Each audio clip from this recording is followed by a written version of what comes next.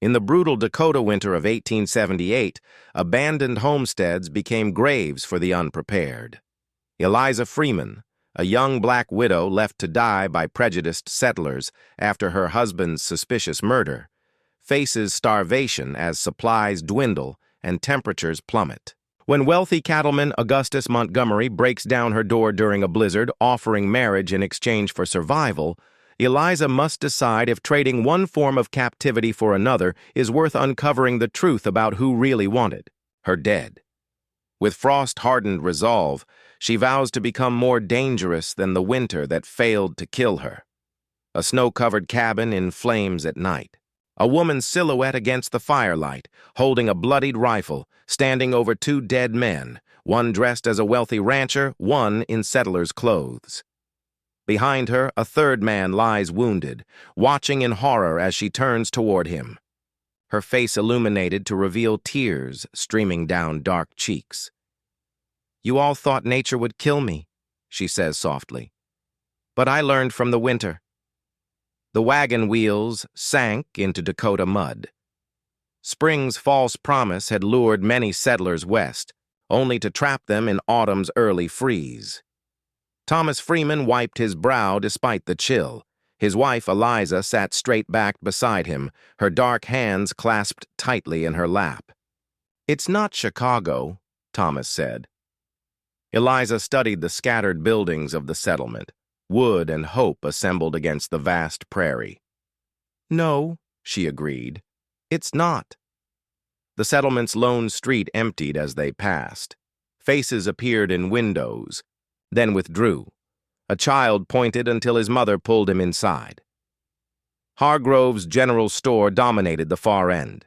A tall man with a silver beard emerged, rifle propped casually against his shoulder. 5 others formed a half-circle behind him. "You're lost," the man said. Not a question. Thomas jumped down. "Thomas Freeman, this is my wife, Eliza. We purchased the Whitman claim." Whispers rippled through the gathered men. The silver-bearded man's smile never reached his eyes. "Jacob Hargrove, Whitman's plot's 10 miles north. Nothing there but dirt and broken dreams." Eliza felt the weight of their stares like stones. She'd felt it before in Chicago, but there Thomas's newspaper connections offered shelter. Here, they were alone. The Whitman cabin sagged at its corners like a weary creature. Thomas talked of building a proper house come spring. Eliza nodded and cleaned what remained of the previous occupants' lives. A child's wooden horse, a woman's hairbrush with strands still clinging, a Bible with pressed wildflowers. The pages told their own story: drought, illness, retreat. They didn't die here, she whispered to herself. Small comfort. Frost came 2 weeks later. Thomas wrote by candlelight, chronicling their days for his Chicago newspaper. His recent articles about questionable land claims and mistreatment of indigenous families had drawn attention, not all welcome. "Hargrove controls more than the store," Thomas told her one night. "Land deals, water rights, even the sheriff wears his brand." "Is it wise to challenge him here?" Eliza asked. Thomas smiled. "Truth is always wise, my love, even when dangerous." The first heavy snow fell a week later. Thomas went hunting. Eliza waited at the window until nightfall. He'd never fired a rifle. Before coming west, they found him the next morning. Jacob Hargrove himself brought the news. "Hunting accident," he said, standing in their doorway, hat in hand, snow gathered on his shoulders like judgment. "Terrible shame." 6 men carried Thomas's body. They buried him quickly in the frozen ground. The Reverend spoke brief words over the shallow grave. No one met Eliza's eyes except young Hargrove. Jacob Hargrove's son watched her with something between fear and fascination. "We'll help you return east come spring," Jacob Hargrove promised afterward. "Too dangerous now, with the passes closing." That night, Eliza found Thomas's journal hidden beneath a floorboard. The last entry contained a single line. Hargrove falsified land claims. Proof in county records. The settlers stopped visiting after the funeral. Weeks passed. The snow deepened. Wind screamed through cabin gaps that Thomas had promised to fix. Eliza counted her supplies, too few. She rationed the flour, the salt pork, the precious coffee beans. One morning she found, boot prints circling the cabin. The next day, her horse was gone. Just wandered off in the storm, young Hargrove said when she struggled through snow to town. Happens this time of year. He sold her supplies at triple summer prices. She noticed the wagon wheels had been tampered, with the spokes cut halfway through. My father says you should stay put, young Hargrove advised. For safety. The blizzard hit 3 days later. Wind shoved snow through every crack. Eliza stuffed cloth into gaps, burned furniture when wood ran low. Frost crept across interior walls. Her breath hung visible before her face. Food dwindled. Eliza began hallucinating conversations with Thomas. His voice seemed clearest during whiteout conditions, when the world beyond her four walls ceased to exist. They meant for you to die here, Thomas whispered from the shadows. I know, she answered. She burned his newspaper clippings for warmth, memorizing each word before they turned to ash. The articles outlined how Hargrove had driven off 3 previous landowners who challenged his claims. One family, Lakota with legal deeds, had disappeared entirely. Week 6 without visitors. Eliza could count her remaining meals on one hand. She melted snow for water. Her fingers had lost feeling days ago. You must get to the county seat, Thomas's voice urged. The records. Spring, she whispered back. If I survive the winter. The noise woke her from half-sleep.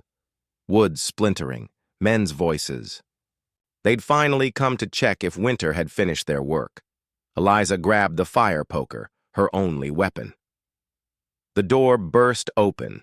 Snow swirled around a massive figure silhouetted against painful brightness. Not Hargrove, a stranger. Eliza swung, the poker, with remaining strength. The man caught her wrist easily.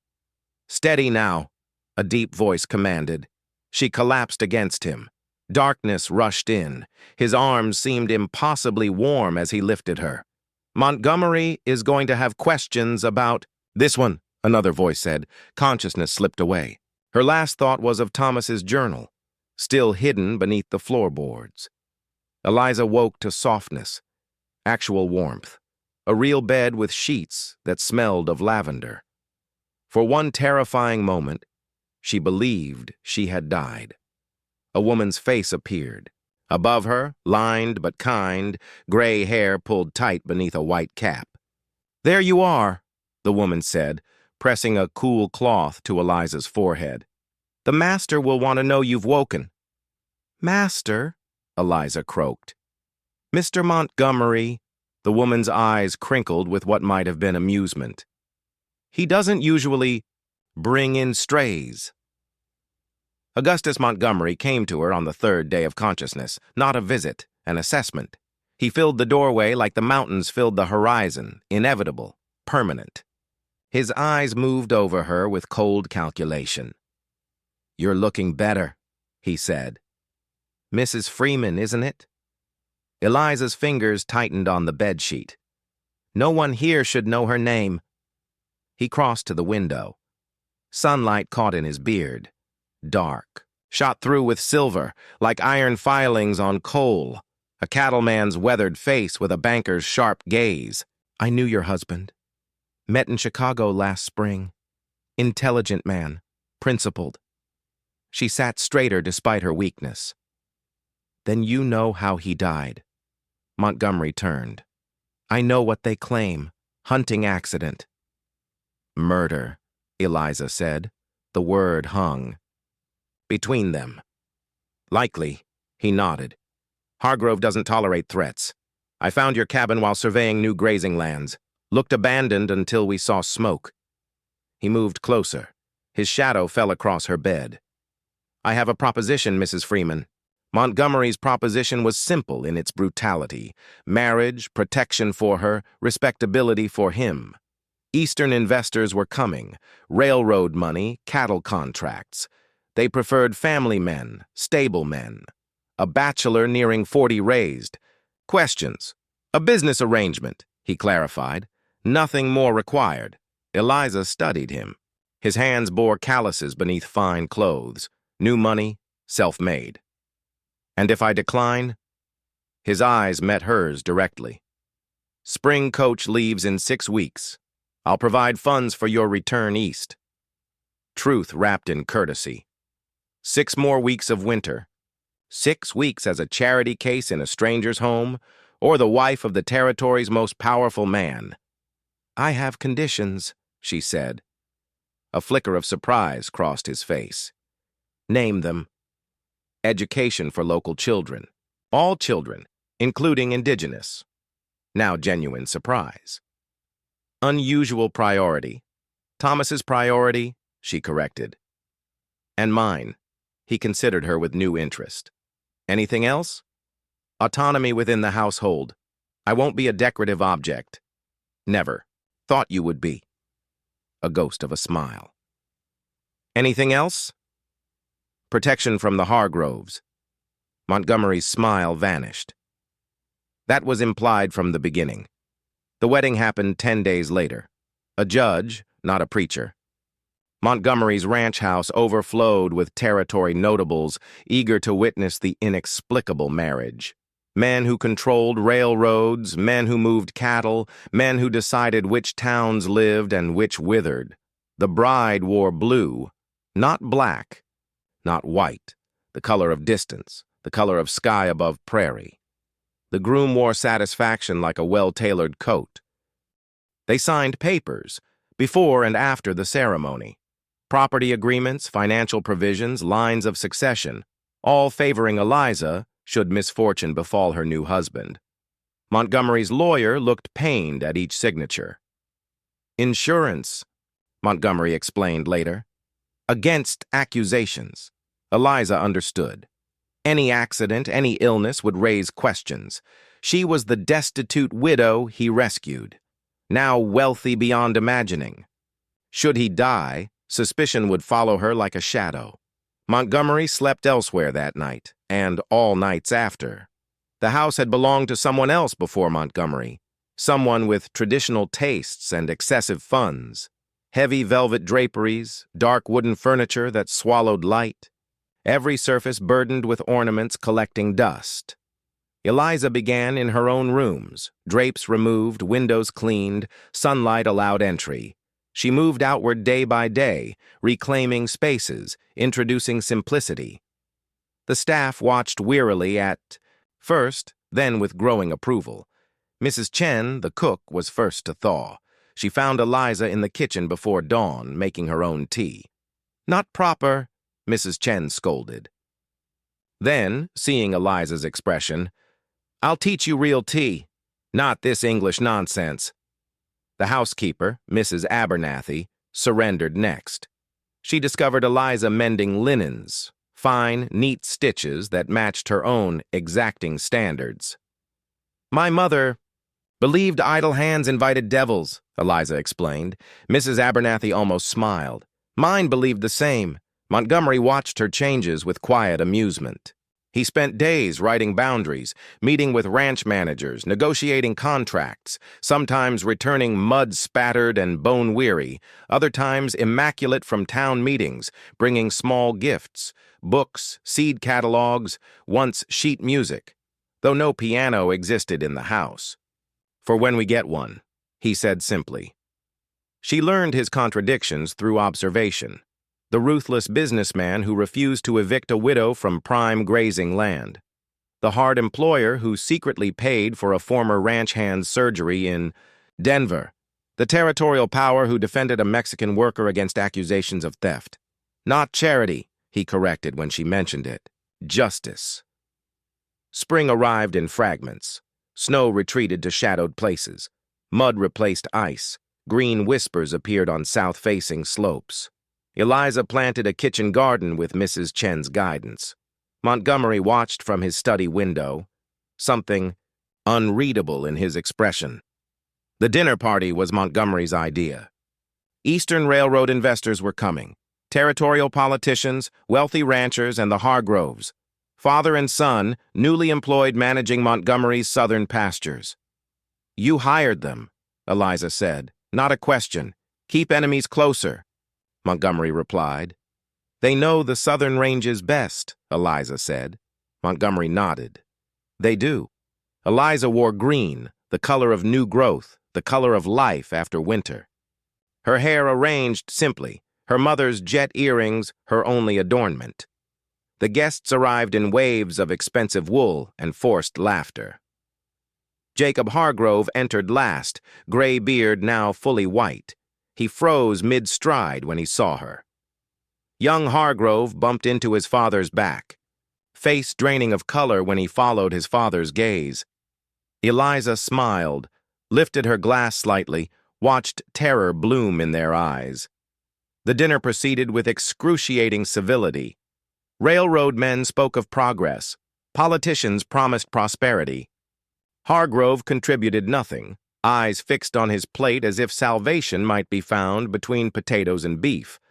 Montgomery's hand found hers beneath the table, a brief pressure, solidarity, or warning. She couldn't tell. Later that night, after guests departed, Eliza heard voices from Montgomery's study, raised in anger, then hushed again. She moved closer to the not-quite-closed door. "You said she died in the winter." Hargrove's voice trembled. "I said no such thing," Montgomery replied evenly. "You assumed," Hargrove said. Montgomery's voice hardened. "This complicates matters," Hargrove again. "No," Montgomery's voice hardened to steel. "To steal it simplifies them. She's under my protection now. My name. My authority. If anything happens to my wife, they'll never find your bodies." Silence followed, heavy, dangerous. "We understand each other perfectly," Hargrove finally said. Eliza slipped away before the door opened. She sat in her bedroom window, watching the Hargroves' carriage disappear down the long drive, their lantern a fading spark against absolute darkness. For the first time since Thomas died, she felt something like power return to her veins. Cattle disappeared first, 40 head from the south pasture, tracks leading nowhere. Montgomery rode out himself, returned dusty and grim-faced. The ranch hands avoided his gaze at dinner. 2 days later, a lumber contract was mysteriously canceled.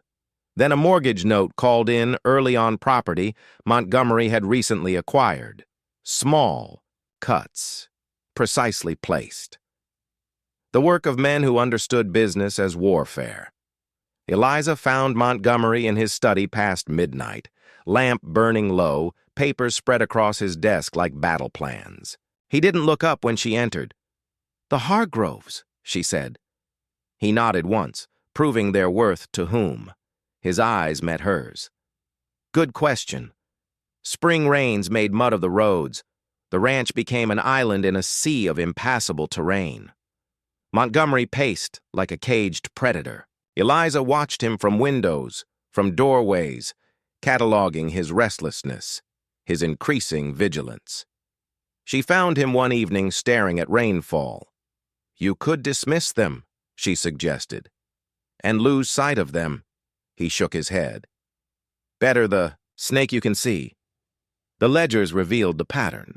Eliza had discovered Montgomery's account books while reorganizing the library. Her father had taught her.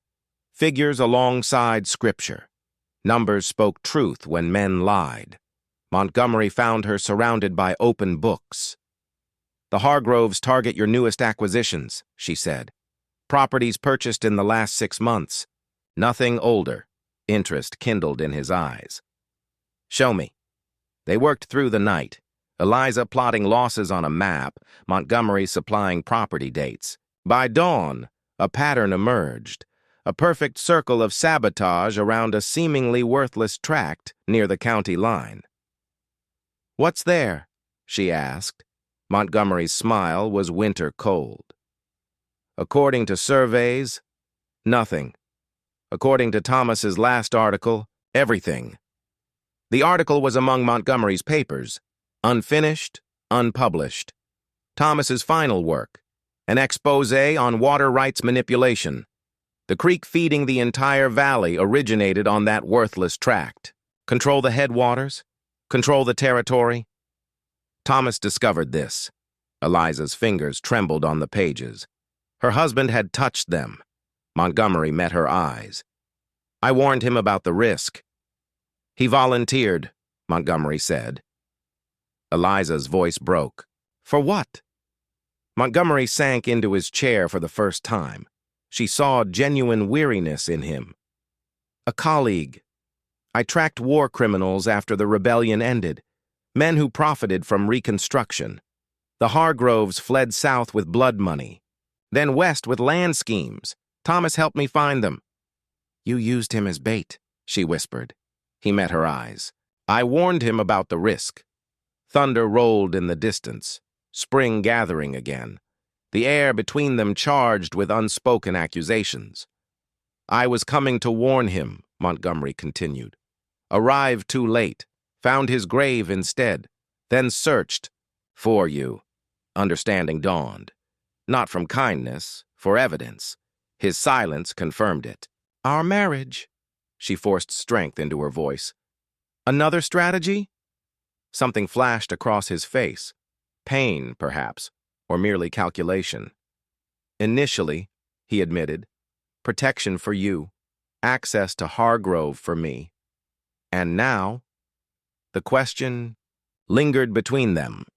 Before he could answer, hoofbeats pounded in the yard.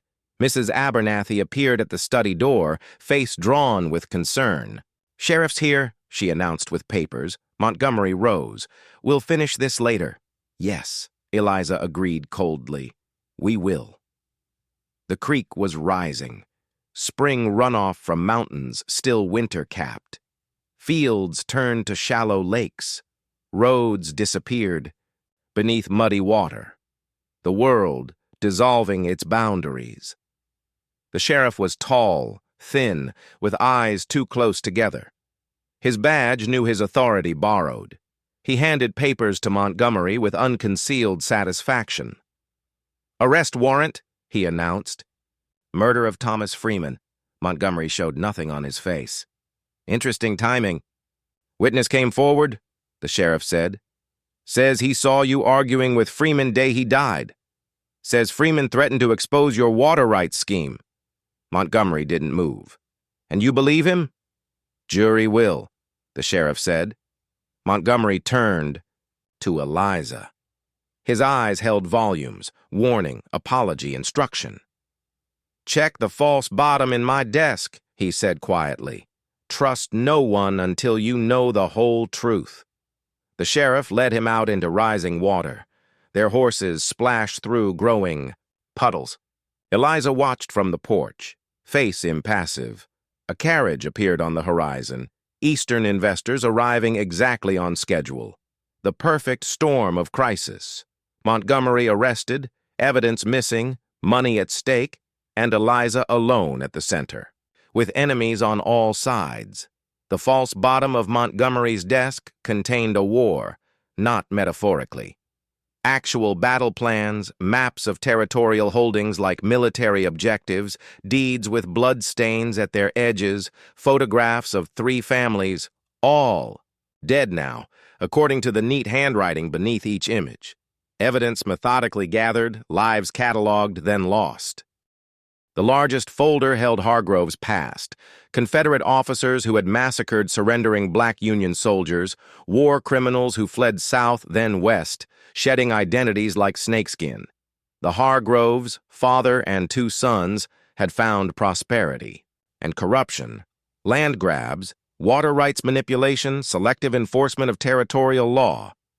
Thomas had documented it all. His notes meticulously detailed their methods, how they identified vulnerable landowners, how accidents befell those who resisted sale, how county records conveniently burned after questionable transfers. Montgomery had been hunting them for years. Eliza sat back, understanding washing over her like spring floodwater. Not just business rivals, not simple land dispute, blood feud wrapped in commerce, justice pursued with cold precision. The Eastern investor cleared his throat from the study doorway. Mr. Phillips, Boston Money and Eastern Manners. He'd been waiting an hour while she searched. Mrs. Montgomery, shall we discuss business? Despite your husband's unfortunate absence, she gestured to a chair. We shall, Phillips said. He was younger than she expected, barely 30, Harvard-educated, with family connections throughout railways. His eyes kept returning to the color of her skin, then darting away. I understand Mr. Montgomery would present the railroad spur proposal himself, he said. Circumstances intervened. She opened the folder Montgomery had prepared. The terms remain unchanged. Phillips leaned forward with respect. Madam, these investments require certain assurances of stability. My husband's legal troubles are temporary, perhaps. He tapped the folder. But capital avoids uncertainty. She heard the opportunity in his words, the leverage being applied.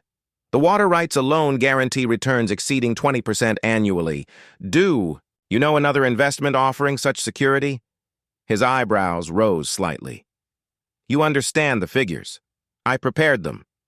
Not entirely true, she said, but close enough. Now, shall we continue, or would you prefer to negotiate with the Hargroves instead? His smile turned genuine. I see Montgomery chose his partner wisely. The town jail occupied the back room of the sheriff's office. 2 cells, iron bars, the smell of despair soaked into wooden floors. Montgomery sat on a narrow cot, still wearing yesterday's mud-stained clothes.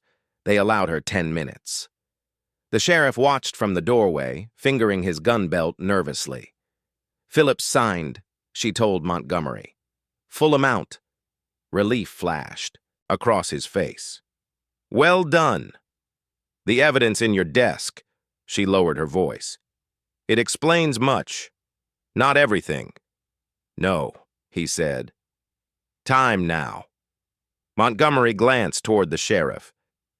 Young Hargrove released himself during the confusion. Disappeared. Both. Hargroves will come for the evidence next, she whispered. Testify against you. Split your holdings with them after. His face betrayed nothing. Smart move. I'm considering it. Now surprise flickered in his eyes. She held his gaze steadily. Appear to accept, then betray. He studied her. You're certain? No, she said. Truth mattered now. I left them in the fire. Their choices were their own. Understanding passed between them. Montgomery nodded once, accepting her judgment. They worked through the night, rescuing stranded families, salvaging what could be saved. When dawn broke, half the town stood underwater. The other half crowded onto surrounding hillsides. The sheriff found them distributing blankets, his earlier arrogance replaced by exhaustion. Hargrove's bodies, he reported. Found in what's left of your ranch house. Evidence too, I reckon. A tragedy, Montgomery said evenly. Convenient, the sheriff said. Montgomery studied him. Witnesses against you gone. Witnesses against themselves. Eliza corrected. The territorial governor received copies of everything yesterday by courier. The sheriff's face paled. Everything? Every deed? Every murder? Every official who profited? Montgomery's voice carried quiet authority. Including your monthly payments. The sheriff backed away, turned, ran toward his horse. He won't get far, Montgomery said. No, Eliza agreed. The roads are gone. 3 weeks later, they stood amid the ranch house ruins, blackened timbers reaching skyward like accusing fingers. Around them, spring grass had already begun reclaiming scorched earth, life pushing through death's remnants. Montgomery surveyed the destruction. We can rebuild, different this time. Eliza studied his profile. The question she'd asked before. The arrest still hung between them. If you wish it. He turned to face her fully. I'd understand if you preferred independence. A settlement. Your own path. She considered the offer. Freedom, wealth, no obligations to this complicated man with his violent past and unexpected honor. The school, she said instead. For all children. You promised. Already approved by the Territorial Council. Hint of smile touched his mouth. Construction begins next month. Eliza looked beyond the ruins to greening fields, to mountains still crowned with winter white, to sky promising endless possibilities. Not independence, she decided. Partnership, equal standing, shared authority. In business matters, he agreed readily. In all matters, her gaze held his. No more secrets between us. Montgomery considered this, the soldier calculating risks, the businessman weighing assets against liabilities. Agreed, he finally said, extending his hand. She took it, not the handshake he expected, but interlaced fingers. Commitment without surrender. Strength. Meeting strength. In the rebuilt study of their ranch house months later, Eliza finalized paperwork establishing the territory's first integrated school. Augustus watched her with undisguised admiration. No longer hiding his feelings. I never expected to find peace here, she said without looking up. Is that what you found? He asked. Eliza met his gaze, her expression resolute. Not peace. Power. The kind Thomas wanted but couldn't wield. She took his hand, but her grip was firm, not gentle. Remember, I survived when no one thought I could. Don't ever make me prove it again. And that is all to the story for now. Please let me know where you are tuning in from. Perhaps we will. Create a story there. Consider liking this video and subscribing to our channel. It helps motivate me to write each story. See you tomorrow.